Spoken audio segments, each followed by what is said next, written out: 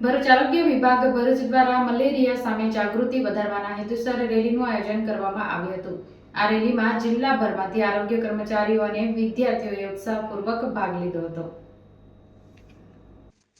ભરૂચ જિલ્લા આરોગ્ય અધિકારી ડોક્ટર જે.એસ. દુલેરાના અધ્યક્ષસ્થાને આ રેલીનું આયોજન કરવામાં આવ્યું હતું, જે સ્ટેશન સર્કલથી શરૂ થઈને જિલ્લા પંચાયત કચેરી સુધી યોજાઈ હતી।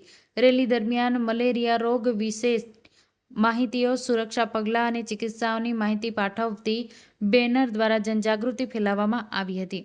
તેમજ આરોગ્ય કર્મચારીઓએ મલેરિયા મુક્ત સમાજ માટે સહયોગ આપો જેવા નારા લગાવી લોકોને સંદેશ આપ્યો હતો। આ રેલીનો મુખ્ય હેતુ મલેરિયા જેવી જીવલેણ બીમારીઓ અંગે લોકજાગૃતિ વધારવી અને સાવચેતીના પગલાં અંગે જનતાને અવગત કરાવવાનો હતો। આ રેલીમાં આરોગ્ય અધિકારીઓ સહિતની ટીમ દ્વારા શહેરભરમાં વિવિધ કાર્યક્રમો દ્વારા જનજાગૃતિ ફેલાવવાની જિલ્લાને મલેરિયા મુક્ત જિલ્લો બનાવવાના પ્રયાસો કરવામાં આવી રહ્યા છે।